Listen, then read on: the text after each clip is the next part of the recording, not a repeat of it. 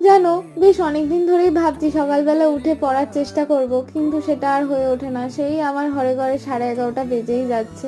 যাক, তারপরে একটু বসলাম পড়তে, সে আবার জানলা দিয়ে এত সুন্দর রোদ আসছিল, আমার বেশ ভালো লাগছিল। তারপর ওই 2-2:30টার দিকে একবার মধুরিমার বাড়ি গেছিলাম, এমনিই গেছিলাম, ও আমাকে কানের দোল দুটো দিল, যে মেলা থেকে কিনেছি, তোকে দেওয়াই হয় না। আর মধুরিমাকে দেখো, ছোটবেলায় কি মিষ্টি দেখতে লাগছিল। আমি ওকে বলছিলাম যে আমাকেও খানিকটা এরকম দেখতে ছিল ছোটবেলায়, কখনো তোমাদের দেখাবো। আর এই বিকেলের দিকে মায়ের সাথে একবার বেরিয়েছিলাম, গঙ্গার পাড়ে আসলে মনটা কেমন যেন শান্ত হয়ে যায়। তারপর ওখান থেকেই ফেরার সময় এই কাকুর দোকানে সিঙ্গারা ভাজছিল, তাই ভাবলাম দুটো নিই। আর এই দোকান দেখলেই তোমরা বুঝতে পারবে, দেখো কত পুরনো দোকান। তারপর আমি আর মা বাড়ি এলাম, জুলি তো মাকে একদম ছাড়ছিলই না, খুব আদর করছিল। যাক, তারপর আমি একটু মুড়ি মাখলাম।